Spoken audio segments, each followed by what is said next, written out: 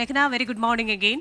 ഇപ്പോൾ തെരഞ്ഞെടുപ്പ് മുന്നൊരുക്കം സജീവമാക്കുകയാണല്ലോ മുന്നണികൾ. ഒപ്പം തന്നെ പൊൻകാലയുമായി ബന്ധപ്പെട്ട മാലിന്യ സംസ്കരണ വിവാദം അതിങ്ങനെ ചൂടുപിടിച്ചു നിൽക്കുമ്പോൾ അത് ഏത് രീതിയിലായിരിക്കും നേരിടുന്നത്?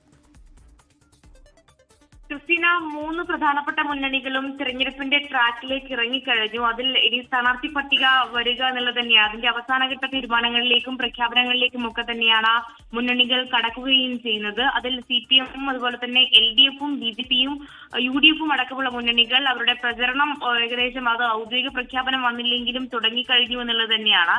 അതുപോലെ CPMനെ സംബന്ധിച്ചിടത്തോളം തലസ്ഥാനത്തെ 10 സിറ്റിംഗ് MLAമാരും മത്സരിക്കുമെന്നുള്ളതാണ് ഇപ്പോൾ അറിയുന്നത്. അതിൽ പാർട്ടി ജില്ലാ സെക്രട്ടേറിയറ്റും അതുപോലെ തന്നെ ജില്ലാ കമ്മിറ്റിയും സ്ഥാനാർത്ഥി പട്ടികയ്ക്ക് അംഗീകാരം നൽകി എന്നുള്ള വിവരങ്ങളും പുറത്തു വരുന്നുണ്ട്. 10 സിറ്റിംഗ് MLAമാരെയും മത്സരിപ്പിക്കാൻ തന്നെയാണ് തീരുമാനം. അതുപോലെ തന്നെ ബാക്കി ഘടകകക്ഷികൾക്കും വിട്ടു നൽകും. അതിൽ അവസാനഘട്ട തീരുമാനമടക്കം അതിന് അംഗീകാരം നൽകി എന്നുള്ളതാണ് CPM ക്യാമ്പിൽ നിന്ന് LDF ക്യാമ്പിൽ നിന്ന് വ്യക്തമാകുന്നത്. അതുപോലെ തന്നെ BJPയെ സംബന്ധിച്ചിടത്തോളം ശാസ്തമംഗലം കൗൺസിലർ കൂടിയായിട്ടുള്ള മുൻ DGP ശ്രീലേഖ മത്സരിക്കാൻ ഇറങ്ങുന്നു എന്നുള്ളതാണ് BJPയിലെ ഏറ്റവും പുതിയ വാർത്ത വരുന്നത്. അതിൽ വട്ടിയൂർക്കാവിലായിരിക്കും മുൻ DGP മത്സരിക്കുക എന്നുള്ളതാണ് മനസ്സിലാക്കാൻ സാധിക്കുന്നത്. ഇന്ന് വട്ടിയൂർക്കാവിൽ പ്രചരണത്തിനിറങ്ങും. അത് ചുവരെഴുത്തിനടക്കം ശ്രീലേഖ നേരിട്ടിറങ്ങുന്നുണ്ട്. അതുമായി ബന്ധപ്പെട്ട പരിപാടികളും ഇന്നുണ്ട്. അതുപോലെ തന്നെ UDF ക്യാമ്പിനെ സംബന്ധിച്ചിടത്തോളം UDFിൽ ഈ പുതിയുഗ യാത്രയുടെ സമാപനം അത് ഈ തെരഞ്ഞെടുപ്പ് പ്രചരണത്തിന്റെ തുടക്കമാക്കാനാണ് UDF ക്യാമ്പ് ലക്ഷ്യം വെക്കുന്നത്. അങ്ങനെ തന്നെയാണ് പ്രതിപക്ഷ നേതാവ് VD സതീശൻ പ്രതികരിക്കുകയും ചെയ്തിട്ടുള്ളത്. അതിന്റെ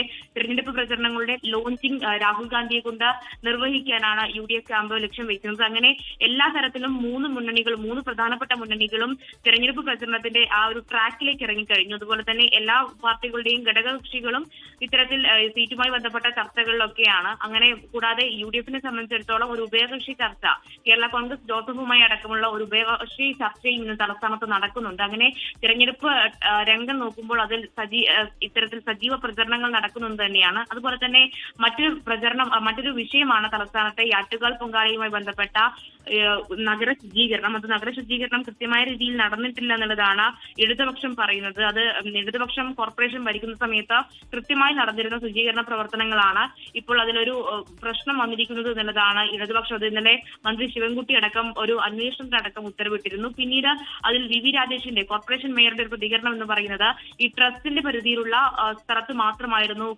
ശുചീകരണം നടക്കാതിരുന്നത്. അത് ചെയ്യേണ്ടത് കോർപ്പറേഷൻ അല്ല, അത് ആറ്റുകാൽ ട്രസ്റ്റ് ആണ് എന്നുള്ളതാണ്. മറ്റ് കാര്യങ്ങളൊക്കെ നടത്തിയിരുന്നു. എല്ലാ തരത്തിലും 100% ശുചീകരണ പ്രവർത്തനങ്ങൾ പൂർത്തിയാക്കി എന്നുള്ളതാണ്. രാഷ്ട്രീയമായിട്ടുള്ള ആരോപണങ്ങളാണ് ഇപ്പോൾ നടക്കുന്നത് എന്നുള്ള കാര്യമാണ് കോർപ്പറേഷനും മേയറും പറയുന്നത്. അങ്ങനെ ഇതുമായി ബന്ധപ്പെട്ട് ഈ ശുചീകരണവുമായി ബന്ധപ്പെട്ടിട്ടുള്ള ഒരു രാഷ്ട്രീയ പ്രത്യാരോപണങ്ങൾ നടക്കുന്നു. അതുപോലെ തന്നെ ഒരു വശത്ത് പല സ്ഥലത്തും ഇപ്പോഴും ശുചീകരണം നടക്കാനുണ്ട്. ട്രസ്റ്റിന്റെ ഭാഗത്ത് ചില സ്ഥലങ്ങളിൽ ശുചീകരണം നടക്കാനുണ്ട് എന്നുള്ള കാര്യവും വസ്തുതയാണ്. എന്തായാലും ഒരു അന്വേഷണത്തിന് മന്ത്രി V ശിവൻകുട്ടി ഉത്തരവിട്ടിട്ടുണ്ട്. അതിന്റെ അന്വേഷണ റിപ്പോർട്ട് അടക്കം ഇന്ന് വരാനിരിക്കുന്നു. ലോകത്തെവിടെയായാലും ഏത് സമയത്തും 24 വാർത്തകളും ഓഗ്മെന്റഡ് റിയാലിറ്റി പാക്കേജുകളും എക്സ്പ്ലെയിനറുകളും വിശദമായി കാണാൻ ഞങ്ങളുടെ YouTube ചാനൽ നിങ്ങൾക്ക് സബ്സ്ക്രൈബ് ചെയ്യാം.